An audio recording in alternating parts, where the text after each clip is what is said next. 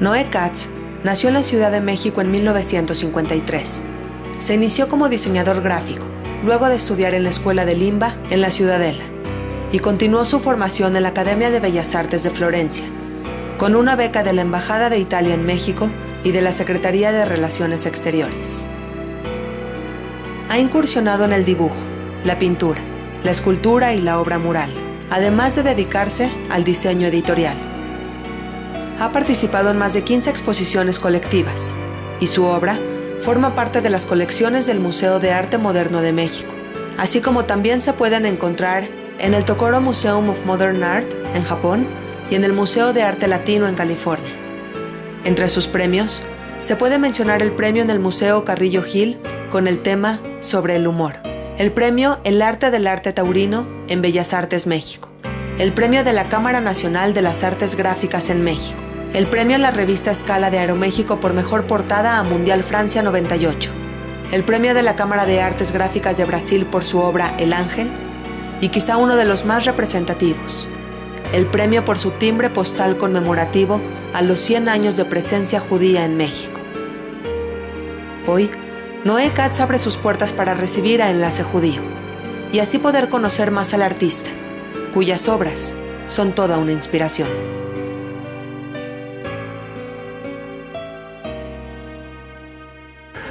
Pues bueno, yo empecé con el arte desde muy chico, porque desde prácticamente los 3 años, porque mi mamá, que en paz descanse, era pianista y era ama de casa, pero tocaba el piano y a nivel concierto. Y pues lo tocaba también, que desde chico me compró una silla muy chiquita con un osito atrás y yo me sentaba y pues oía la polonesa de Chopin, a Mozart, a Vivaldi, increíble, era algo, y mi cuerpo se resplandecía, se empezaba yo a temblar de la emoción. Y cuando no tocaba me deprimía, ¿eh? Entonces ahí yo no entendía bien qué era la música clásica y esto, pero al oírlo, porque había una mezcla de música en mi casa, la música mexicana me influenció durísimo, que en realidad me inspiró también al ver las películas mexicanas de Joaquín Pardavé, con Pedro Infante también, con Luis Aguilar, todas estas películas bellísimas, ¿no? La época de oro del cine mexicano. Y todo eso me influenció porque vivíamos cerca del Parque México. Entonces era un ambiente muy, muy bonito, muy de una ciudad que no era lo que es ahorita. Íbamos al parque y era de una inspiración increíble, ¿no? Todas las veces que llegábamos no había esta agresividad, ¿no? Ni de los carros, ni de la gente no era agresiva, había una calma, era como muy de un pueblo, como un pueblo. Entonces yo tenía mucha admiración por los parques y por ir al parque y ver los árboles, y así empecé a sentir lo que es la creación, ¿no? Crear, ver un parque, ver una planta, ver al jardinero que está regando en un parque como el Parque México. Ahí vivíamos a una cuadra del Parque México.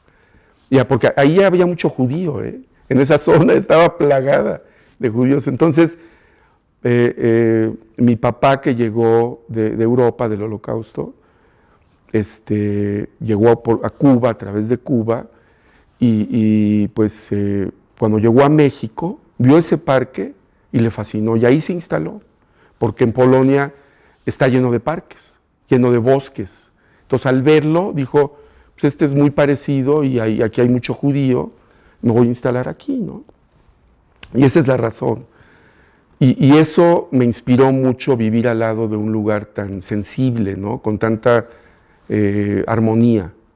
Y mi casa, mi padre era pulidor de diamantes, de piedras, no nada más diamantes, esmeraldas, lapislázuli, piedras, y él me provocó mucho la idea de la belleza. ¿Qué es la belleza?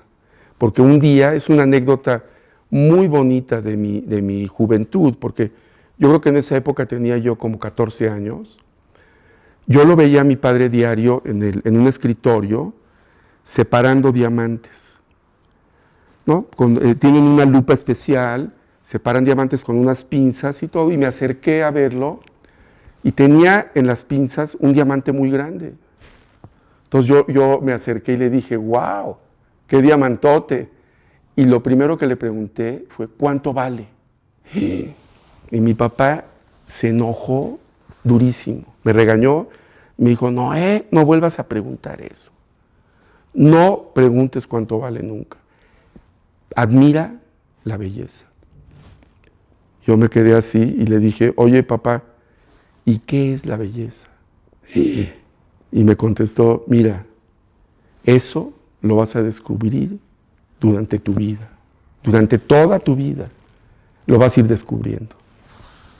Y yo me quedé, fascinado, ¿no? Ver que mi papá me había contado, porque me podía haber dicho, mira, la belleza es esto y el otro, y ahorita la belleza es esto, y es verdad, porque la belleza para los griegos era una, para los romanos es otra, para los mexicas es otra, para los aztecas es otra. Mi papá nació en una ciudad en el sur de Polonia, de una familia religiosa, muy religiosa, de lo que llamamos en hebreo Heder, que estudias con peyes en el Heder. Estás estudiando el Talmud, el Tanaj, la Gemara, el Humash, todos los libros sagrados judíos, ¿no? Diario. Y aparte, él poco a poco en su vida fue preparándose para ser diamantero, para ser joyero y diamantero, y viajaba a Bélgica. En los veranos viajaba a Bélgica. Entonces, para trabajar de Polonia a Bélgica, Amberes, que es el centro diamantero de Europa, Amberes. Entonces, cuando los alemanes atacan Polonia, mi papá estaba trabajando en Bélgica. Entonces, pero atrapan a toda la familia y queman el templo lleno de judíos adentro. Queman a todos, pero a muchos los transportan a Auschwitz, porque había muchos judíos en esa ciudad, se llamaba Przemyśl, cerca no es tan lejos de Cracovia, está Varsovia y Cracovia en el sur. Y entonces, pues empiezan a matar judíos como locos, ¿no? Los alemanes, y en esos estaba toda la familia de mi papá, y arrasan con toda la familia, todos. No hay un solo sobreviviente. Mi papá logra salvarse porque el embajador de República del Salvador le ofrece darle un pasaporte falso y que se vaya a Rotterdam, de Bélgica, a tomar un barco, y de Rotterdam el barco iba a Nueva York y los americanos empiezan a bombardear el barco porque creían que eran nazis. Entonces lo empiezan a bombardear, entonces el barco se dirige hacia Cuba y se quedan en Cuba. Cuba los recibe, no los regresa, porque hubo barcos que regresó y que murieron todos. Este no lo regresa. Entonces se quedan ahí y mi papá se queda varios años, vive en Cuba y enseña a los cubanos a pulir diamantes. Fue el primero que crea talleres para enseñar a pulir diamantes y otras piedras, ¿no? A evaluarlas, a evaluar el diamante, cómo está pulido, qué cortes, todo. Y entonces un día le sale una infección en la piel porque era de piel muy blanca y el doctor le dice, no puedes vivir aquí, tú vienes de la nieve, vienes de un país que el invierno es pura nieve, vete a México porque ahí se está creando una comunidad muy bonita, judía. Apenas estaba en los años, exactamente en el 43, 44, 1944. Todavía estaba Batista, porque Fidel Castro entra en los 60, ya Batista muere. Y mi papá vivió muy bien en Cuba, se empezó a adaptar, empezó a aprender español y pues se empezó a adaptar, pero desgraciadamente, y le pasó esto y se vino a México. Entonces llega a México y empieza igual a crear, a enseñar, a evaluar diamantes y se empieza a meter y por supuesto que ya había una cantidad de judíos suficiente como para empezar ya a relacionarse y a vivir en México y llega exactamente a la Colonia Condesa. O sea, llegó ahí yo creo que alguna persona le dijo que la Colonia Condesa y la verdad en ese tiempo sí era una colonia que recibía muy bien a los judíos, al grado que ahorita en el parque hay una cabeza de Einstein. No sé si la han visto. todos murieron. Logró salvarse un primo y él sí vino a México, y también era joyero, pero murió muy joven. Y no hubo relación, no hubo ningún familiar, no existe, los mataron a todos. Hitler trató de desaparecer a todos los judíos, o sea, no era de que voy a dejar a unos sí y a unos no. No, él quería eliminar a la raza judía, los quería completamente fumigar, ¿no? Que no, por supuesto que no triunfó, ¿no? Y al grado pues, que se creó el Estado de Israel y con una fuerza tremenda, ¿no? Y entonces esto para los judíos que muchos se querían ir a Israel y no pudieron, como mi papá, se quería ir, pero no podías, tú no podías decidir en ese momento, no, me quiero ir a Israel, no era ir a la agencia de viajes, o sea, fue una necesidad huir y escaparte de que no te mataran. Porque mi papá quería regresar a Polonia para ver su familia, ¿no? Para ver a quién podía rescatar. No lo dejaron. Sus amigos de Bélgica le prohibieron. Dijeron, ¿cómo crees? Te vas a regresar, inmediatamente te matan. No sobrevives. Y con que vivas tú, entonces él juró que iba a tener 5 hijos en memoria de sus hermanos, y tuvo 5 hijos. Y pues ahí es donde vemos que los judíos hemos podido progresar y avanzar, ¿no? Porque el hecho de que no haya puesto mezuzá en la casa es por el miedo que sentía de que todavía estaba muy fresco la guerra. Tenía miedo que podían llegar alemanes a atacar a los judíos y reconocerte. No, nunca renegó de ser judío. Él todos los días leía la Torá con un té, todos los días. Se sabía la Torá de memoria. Venían rabinos a mi casa a platicar con él de Torá, así. A ese grado. El rabino Rafalín, que fue muy importante en la comunidad judía, ¿se acuerda de él? Era algo impresionante. Venía a mi casa para que mi papá les platicaban de psukim, de la Torá. Ya sabe cómo hablan, ¿no? Se discuten. Por una palabra se pueden pasar horas o días hablando de esa palabra. Y hablaba 8 idiomas, mi papá. Hablaba flamenco, Flemish, lo que es el Flemish, español, inglés, ruso, polaco, hebreo, Yiddish. Su idioma materno era el Yiddish. Él contestaba el teléfono en Yiddish, en mi casa. Entonces, era muy judío. Entonces, imagínense, yo aprendí Yiddish por él. Sí, muchísimo. No en todo, por supuesto que no, porque yo no me considero un pintor judío, o sea, me considero un pintor universal. Y el arte, ¿por qué? Porque el arte es universal. Pero sí tengo mucho polvo judío, o sea, en todo, en mi forma de comer, en mi forma de hablar, en mi forma de vivir, de ver el mundo. Admiro muchísimo a Israel. Quiero a Israel, se me hace un lugar bellísimo, con una fuerza impresionante, y hay mucho judío que renegó de todo eso. Yo en Nueva York los ves, y en Washington, y en Boston, y renegaron de ser judíos, porque tenían miedo, y no siguieron el camino para nada judío, y murieron como judíos, pero renegados. Yo no, yo nunca quise renegar de mi judaísmo, para nada. Se me hace un orgullo impresionante que después de 5,000 años sigamos siendo judíos y tengamos la madurez para poder seguir avanzando y seguir progresando, a pesar de lo que sea, en cualquier parte del mundo. Y por eso yo pienso que hay tanta envidia de muchas sociedades que no lo ven, no lo entienden, no entienden esta idea de progreso y de amor al judaísmo, ¿no?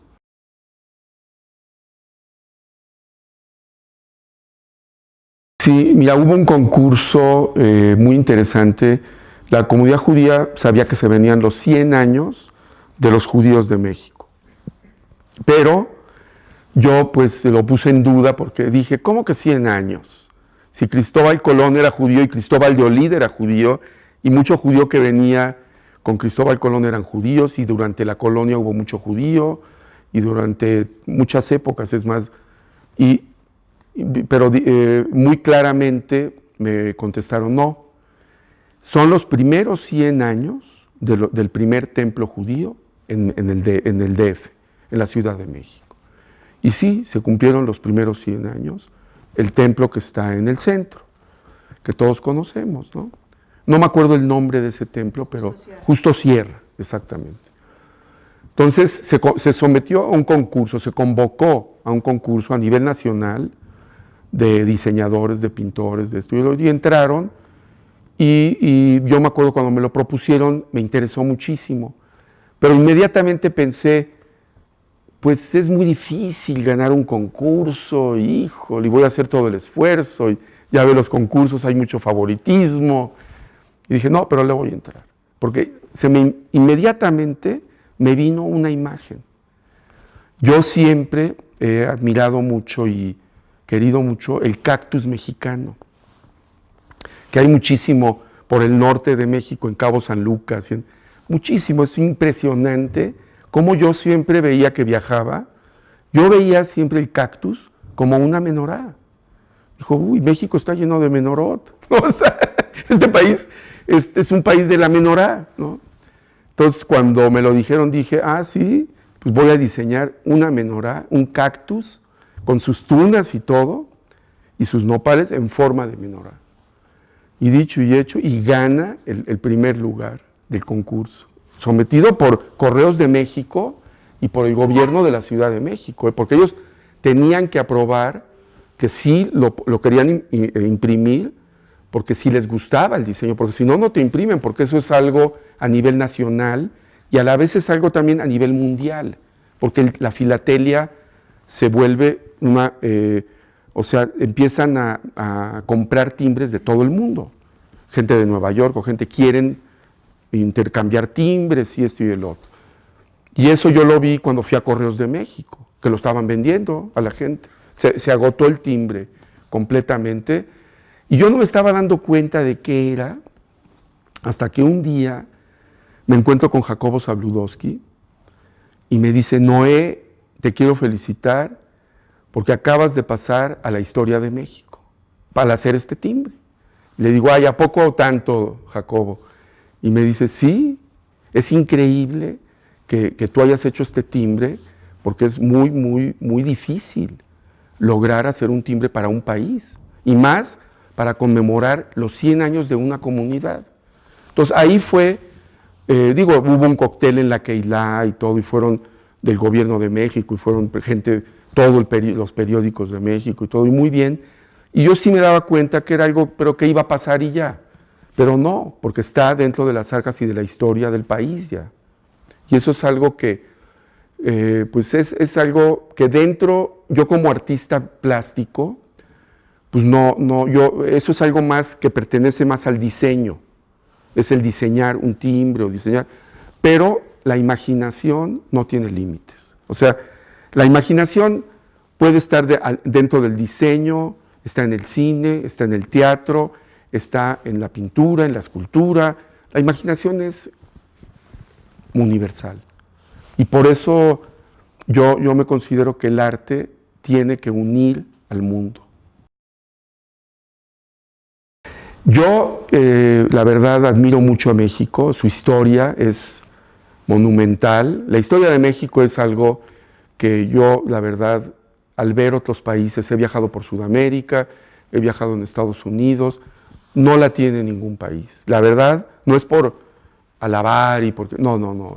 La historia de México es una historia desde los mayas, los aztecas, los olmecas, increíble, los toltecas fueron los más creativos, los que tenían más, los del Tula, los tótems de Tula, ellos fueron los que le enseñaron a los aztecas el arte, y el arte prehispánico es algo, me influenció durísimo.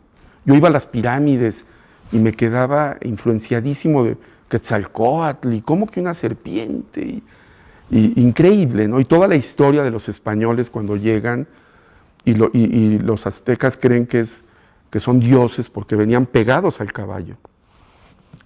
Y creían que porque Quetzalcóatl les dijo que iban a venir con parte animal y parte hombre. Entonces ellos creían esto, y todo eso me influenció a mí muchísimo, y esto me dio la posibilidad de poder entender a Diego Rivera, por ejemplo, que admiré muchísimo a Diego Rivera, y mi amistad con Raquel Tibol, que fue para mí la crítica más importante que ha habido en Latinoamérica. Ella era una crítica judía que murió el año pasado, de 90 años. Una mujer impresionante, impresionante. En México es respetadísima en todo el mundo. Fue la crítica más importante que ha habido, y ella me habló muchísimo de Diego Rivera. Ella nació en Argentina y desde joven, judía, le dijo a su padre, porque había oído hablar de Diego Rivera. Entonces le dijo: papá, me voy a México porque quiero ser la secretaria particular de Diego Rivera. Y el papá le dijo: ¿what? Y se vino a México y fue la secretaria particular de Siqueiros y de Diego Rivera. Entonces, pues tiene una historia impresionante, ¿no? Y ella ha hecho libros de Frida Kahlo, de Diego Rivera, de Siqueiros muchísimo, de Orozco, del pintor Orozco de Guadalajara, y esto me metió mucho en lo que es México, pero no únicamente el México nacionalista, no, México, yo veo a México internacionalista, mundial, internacional, como el mismo Diego Rivera y Tamayo mismo se convierten en artistas universales, completamente, porque Diego Rivera se va a pintar para Rockefeller en Nueva York. Tamayo fue más de aquí, pero es un pintor universal completamente. El que pintó más fuera de México fue Diego Rivera. Pintó en San Francisco, pintó en Detroit, unos murales impresionantes.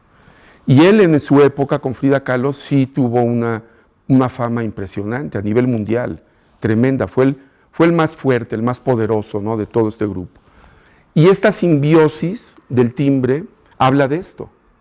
Habla de esta unión entre todo este conocimiento de lo que son, desde el México prehispánico hasta la colonia, y toda la riqueza y la información de un país como México, y con la judía, que es impresionante también.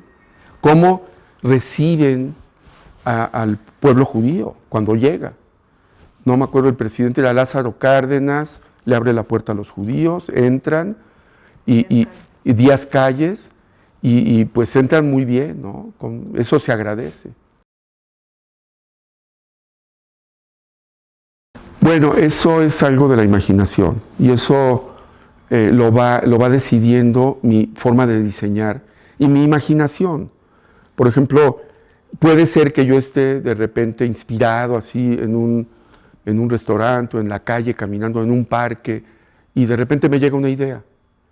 Como me llegó la del timbre, como me llegan las ideas de hacer un diseño para, no sé, para un cuadro, y eso va cambiando, porque no es estático. O sea, la imaginación es algo que se va recreando con los viajes, con la lectura, con leer, con la forma de vivir. Tú vas viviendo, y claro, cuando tienes problemas, pues tu imaginación baja. Cuando tienes mucho más holgura en tu vida, tu imaginación crece.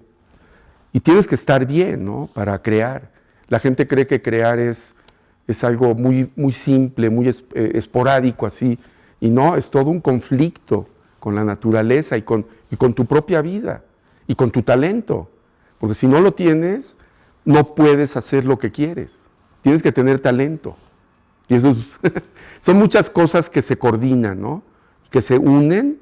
Es muchas vivencias, información, cultura, que estés preparado, que sepas lo que quieres decir, porque el movimiento del arte cambia. Ahorita, por ejemplo, en Nueva York pues, está mucho el conceptualismo, el minimalismo. Y yo no hago eso, yo no hago conceptualismo, y ahorita está pegando durísimo en Nueva York, pero pues ni modo. O sea, uno no puede estar cambiando según la época, porque te vuelves un títere de la historia, de la época.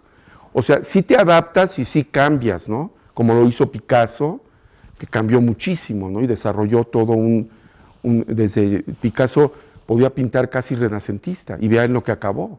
En el cubismo de Picasso es tremendo, y en su época fue muy criticado, ¿no? Porque muy poca gente lo entendía. Yo, un artista inspirado de la vida, de la vida y de mi propia imaginación, ¿no?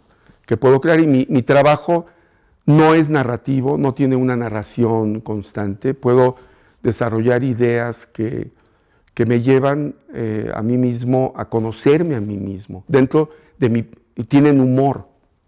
Yo creo que el arte también tiene que tener una dosis de humor, y una dosis también de crítica a la sociedad, de observación de la sociedad y de su comportamiento, ¿no? El caricaturista, por ejemplo, comprime, como Naranjo, que acaba de morir, Rogelio Naranjo, para mí ha sido el caricaturista más importante de México. Es impresionante cómo él concretizaba cómo estaba el país de México en su política y en su sociedad en una caricatura. Impresionante. Y era de una risa impresionante, ¿no? Y a los políticos, cómo los criticaba y todo. Y el pueblo lo entiende. El pueblo, por ejemplo, al ver, y ese fue la formación principal del muralismo mexicano. Eso fue con Vasconcelos.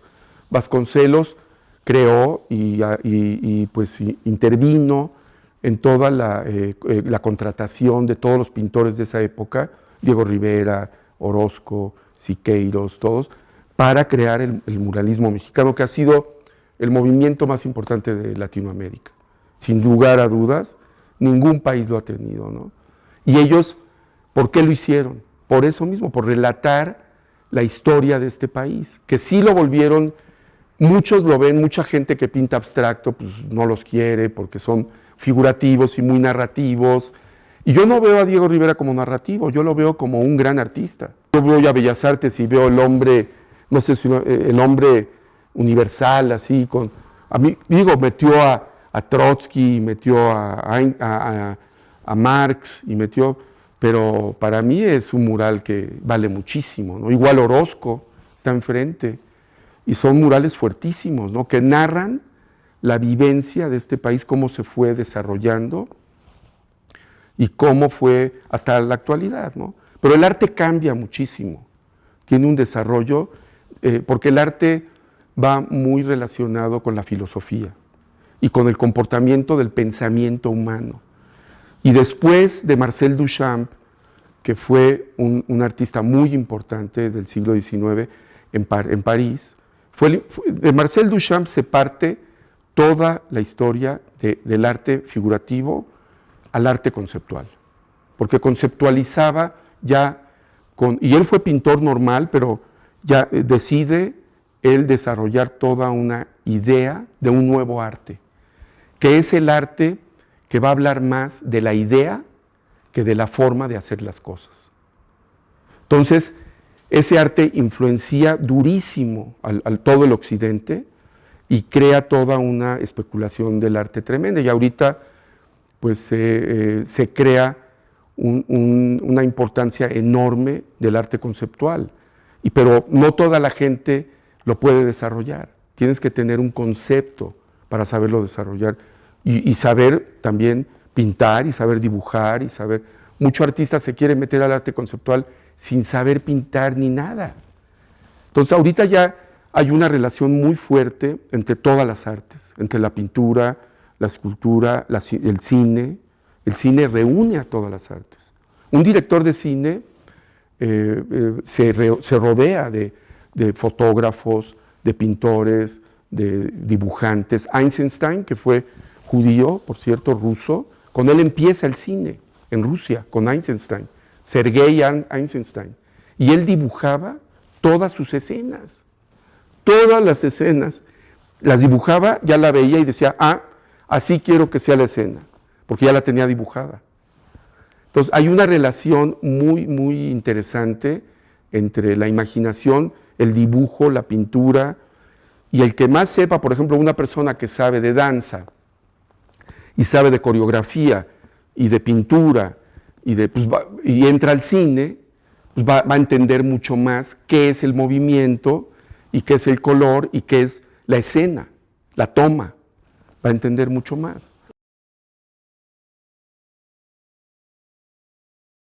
Sí, puede ser. Mira, yo creo que se ha separado. O sea, es muy interesante la pregunta porque el arte digital crea un arte digital y ya. Yo nunca he hecho arte digital. Mi arte es a través de mis manos, de mis dedos, con un pincel, como en la época de las cavernas. O sea, yo puedo estar pintando con pelitos de pelo de Marta, que es muy fina, y pintando como en la época de hace 2000 años o 3000 en Pompeya. Y yo creo mucho en eso, en esa parte humana que es directo. Y si hay un arte más que está interviniendo la máquina, que está interviniendo la computadora, que está interviniendo, está bien, perfecto, pero que lo hagan bien. Qué bonito, lo admiro y padrísimo, pero ya es una ramificación. Es una ramificación y sí, por supuesto, es arte. Si llega a ese nivel de arte, si se queda en el nivel de publicidad y de artesanía, no es arte. Pero si llega al nivel de arte y es verdaderamente arte, yo lo admiro muchísimo, claro. Pero muchas veces la persona que lo está haciendo no entiende qué es arte. Entonces no toca esos niveles de arte. Y no importa que tenga la mejor computadora del mundo, pero se quedó en un nivel bajo. Mira, México es un país que es mucho más fácil ser artista en México que en Estados Unidos, por ejemplo. Número uno, en México la cultura visual de México es impresionante. Y número dos, el coleccionismo en México, hay un coleccionismo muy interesante, pero es un país que admira también a sus artistas, porque dejaron una huella, como a Diego Rivera, lo mismo a Tamayo. Hay una fuerza muy importante, ¿no?, en el arte, desde los mayas, los aztecas, ver todo esto, todo este arte, que para muchos pasa desapercibido, porque se la pasan en el negocio toda su vida, trabajando en el centro, ahora sí que no salen de ahí, ¿me entiendes? Entonces no lo ven. Y en el centro está el Templo Mayor, imagínense. Entonces un joven que empieza en México, pues si tiene verdaderamente el talento y la imaginación y las ganas de superarse y de crecer, tiene que aguantar muchas cosas que pues la verdad no son fáciles de aguantar, porque al principio el arte cuando se vuelve muy personal, entonces por ejemplo es muy duro aceptar que por ejemplo tú ya hiciste algo y llega alguien y te dice, ay, qué porquería, ¿qué es eso? Y tú dices, no, pero pues, ¿cómo? No sabes qué decir, ¿no? O otro dice, ay, no, qué belleza, qué bonito. Entonces yo siempre he contestado, pues ¿saben qué? Yo no soy monedita de oro para gustarle a todos. Al que no le guste, mis respetos, y lo sigo queriendo, lo que usted quiera, y al que le guste, pues que me siga y que tenga, pero eso es algo de la vanidad y del ego, y hay que estar siempre pues preparado para recibir es como una batalla, ¿no? Esa gente que ataca y los que no atacan, ¿no? Entonces hay ese mundo de lucha, y eso es en todo el mundo. Uno va a exponer, por ejemplo, a algún lugar, o en la misma crítica, los mismos críticos de arte, pues, hay críticos que no entienden o no quieren aceptar lo que tú estás haciendo, y pues no les interesa.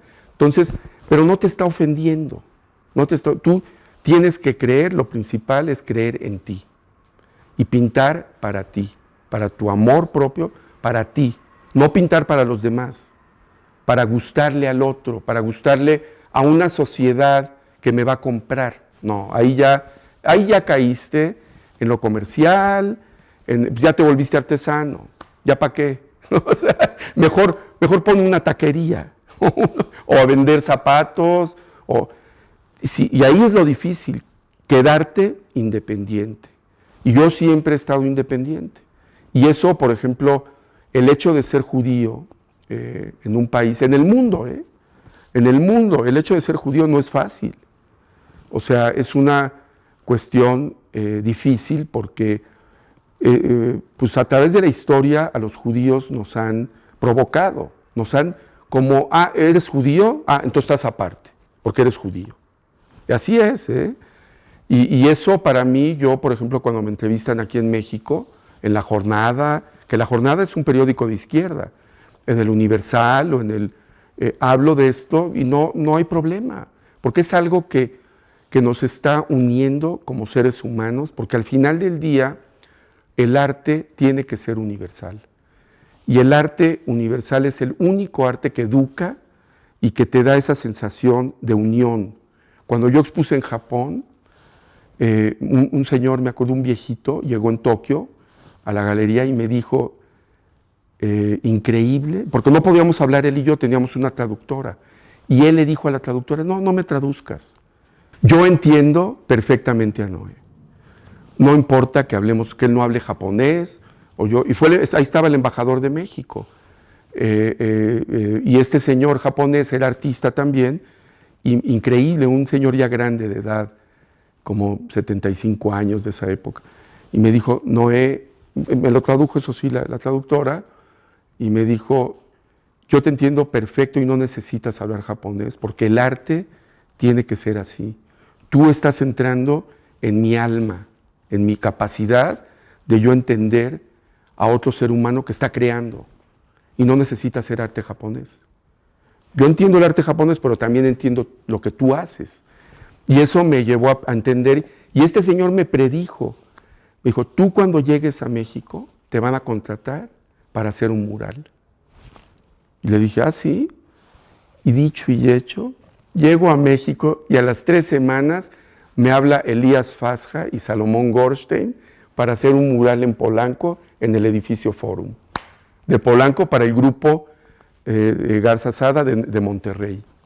Y lo hice hace 22 años, 23. No, fue algo, y me lo predijo él, en Japón.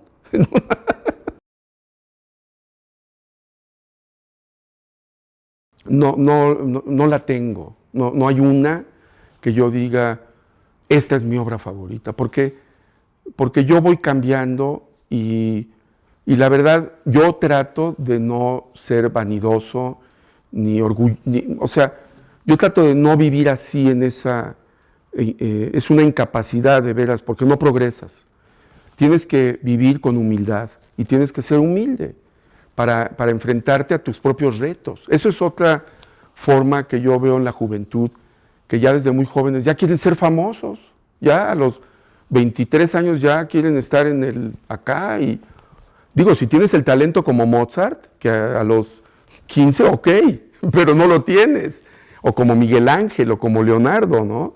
Que Miguel Ángel a los 15 años, una obra de Miguel Ángel era una cosa impresionante, porque además viví en Italia, estudié en Italia y viví 3 años y conozco perfectamente toda la historia de Leonardo da Vinci y de Miguel Ángel, que me apasionó mucho, y más bien mi obra que más me gusta es la obra de los maestros que admiro, que es como la obra de Miguel Ángel, la obra de Leonardo y Caravaggio, de pintores de Velázquez, y que Velázquez viene de una familia judía, y fue de las meninas de Velázquez, ¿no?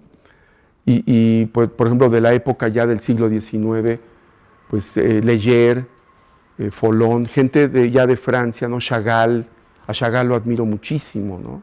Es un pintor impresionante para mí, que en su época tuvo muchos problemas, con Picasso, por ejemplo. Picasso lo llamaba, siempre decía, ¡ahí viene el judío! Modigliani fue judío, a Modigliani yo lo admiré muchísimo, pero su vida fue muy trágica. Y más bien los admiro a ellos tanto, que es de donde yo saco también mi aprendizaje a Van Gogh. Por ejemplo, conocer la vida de Van Gogh y admirarla y verdaderamente conocerla es algo impresionante. ¿Cómo puede ser posible que un artista, un pintor, él quería ser padre, no quería ser pintor, y de repente se alocó y fue un pintor que empezó a pintar a los 28 años, y ya grande. Y tuvo una fuerza tan grande en su visión hacia la pintura, que en su época expuso una vez en París y le aventaron jitomates a las obras, a él y a Gauguin, pero más a Van Gogh, y muere sin saber que vendió un solo cuadro. Y en la actualidad es el pintor que ha vendido más caro en toda la historia de la humanidad. Se vende un cuadro a 70, 80 millones de dólares de Van Gogh, y chico, y vas al MoMA de Nueva York y todo el mundo viendo el cuadro azul de La Noche Estrellada de Van Gogh. Y al lado está Picasso con las Museos de Aviñón de Picasso, y todos están viendo a Van Gogh. Es un cuadro de este tamaño. Increíble. La fuerza que crea este personaje de Holanda, que digo, y ahí se ve la humildad de Van Gogh para entregarse a lo que verdaderamente quería. Y la verdad, pues, fue una especie como de, una especie que se sacrificó por la humanidad, ¿no? Y vivió muy, muy austeramente y muy difícil se las pasó, muy difícil. Y ahí hay que ver lo que puedes llegar a sufrir. Porque lo más fácil es decir, voy a poner un negocio, y ya. Pero un negocio también puede fracasar. Sí, gracias por invitarme, y pues un saludo a todos, y que tengamos muchos años por venir muy prósperos, que sigamos adelante.